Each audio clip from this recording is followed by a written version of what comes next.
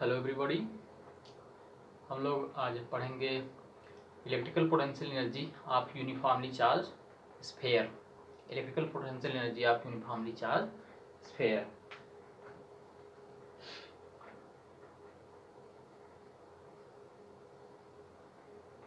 Electrical potential energy of uniformly charged sphere। Electrical potential energy of uniformly charge sphere. ये होता क्या है कि इनफाइनाइट से चार्ज को लाने में जो वर्डन करना पड़ता है, इनफाइनाइट से चार्ज को किसी स्फीयर पर लाकर असेंबल करने में जो वर्डन करना पड़ता है, वहीं उस स्फीयर की इलेक्ट्रिकल पोटेंशियल एनर्जी होती है, right.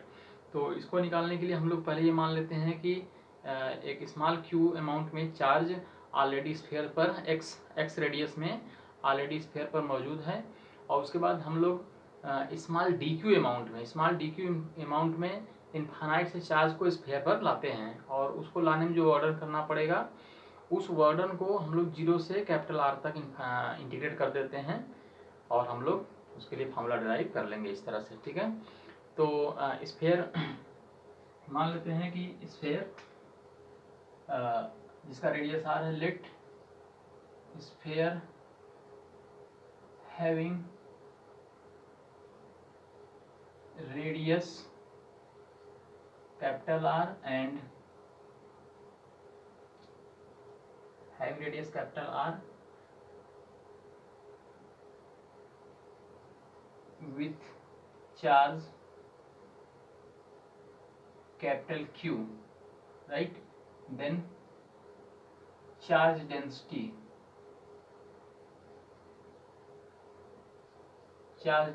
rho is equal to, actually volume charge density है, rho is equal to Q upon 4/3 pi R cube। This is question number 1। Question number 1 मान लेते हैं। Charge per unit volume is defined as charge density, ठीक है।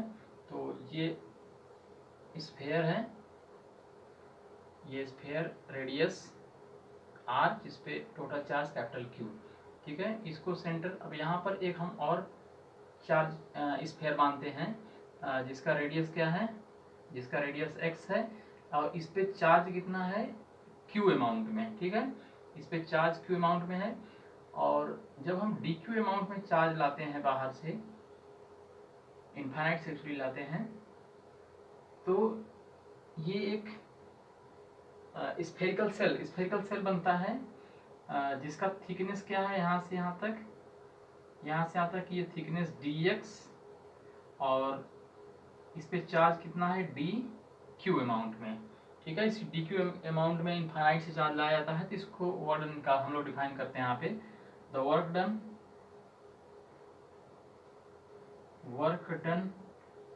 in bringing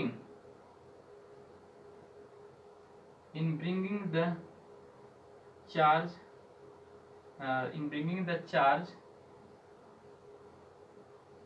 dq from infinite to the sphere in field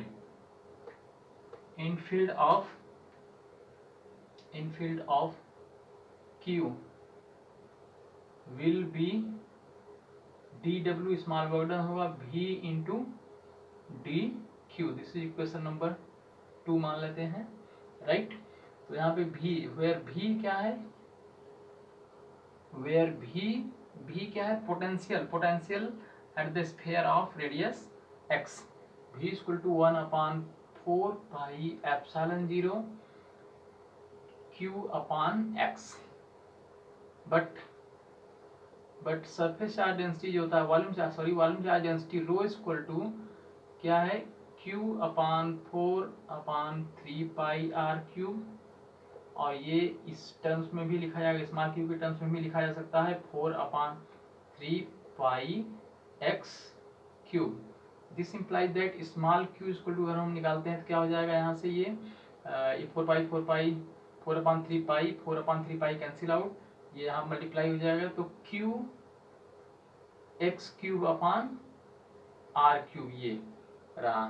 then potential भी equal to क्या हो जाएगा 1/4 pi epsilon 0 into 1/x, ये 1/x, क्यू की वैल्यू ये रख देते हैं q x q upon r cube, q x q upon r cube, ये कैंसिल आउट क्या हो जाएगा, ये एक्स एक्स कैंसिल आउट हो जाएगा, ये 1/4 pi epsilon 0 q x square upon r cube, this is v, equation number 3, right.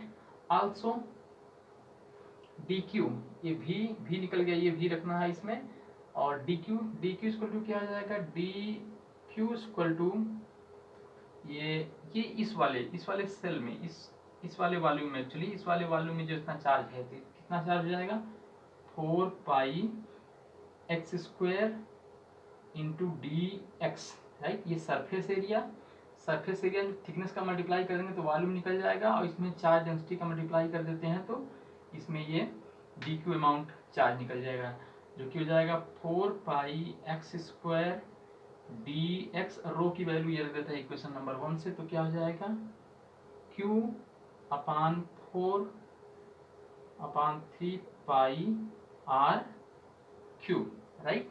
Q upon 4/3 pi r cube, ये थोड़ा सिंप्लीफाई कर लेते हैं इसको, ये 4 पाई से 4 पाई कैंसिल आउट, 3 ऊपर चला जाएगा तो क्या हो जाएगा 3q x square upon r cube, this is d q, equation number 4। Equation 3, 4 को यूज करते हैं 2 में, using equation 3 and 4 in equation 2, ये इक्वेशन 2 and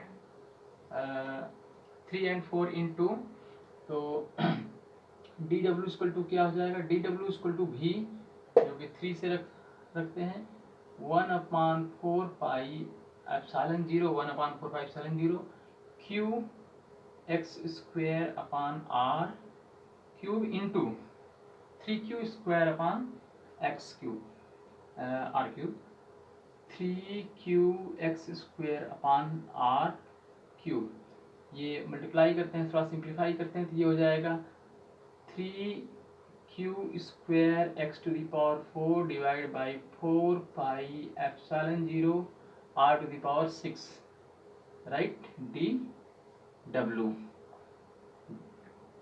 और कुछ छूट रहा लगता है, हाँ ये dx छूट रहा है यहाँ पर, ठीक है, ये dx,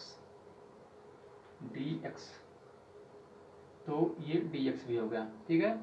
ये इक्वेशन नंबर, इसको हम लोग 5 मान लेते हैं, और इस इक्वेशन को इंटीग्रेट करते हैं 0 से r, लिमिट लगाते हैं 0 से r, क्योंकि हमें पूरा वर्क डन निकालना है, यहाँ सेंटर से लेकर के इस रेडियस से, ये कैपिटल रेडियस तक के लिए हमको निकालना है वर्क डन। तो now total work done,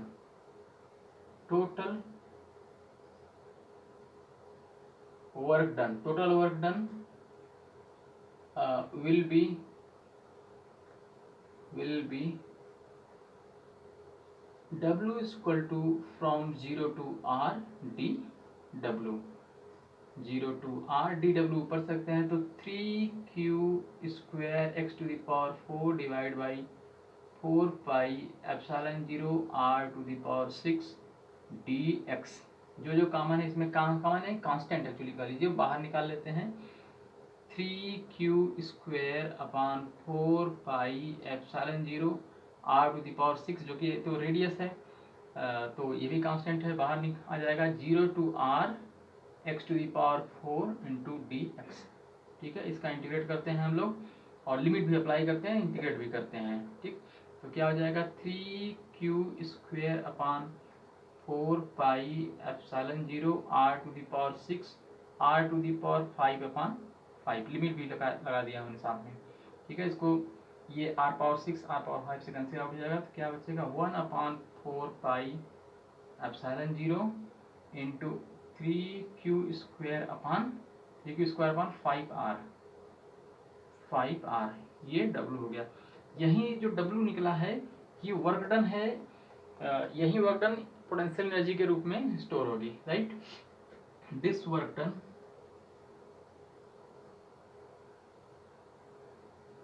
will be stored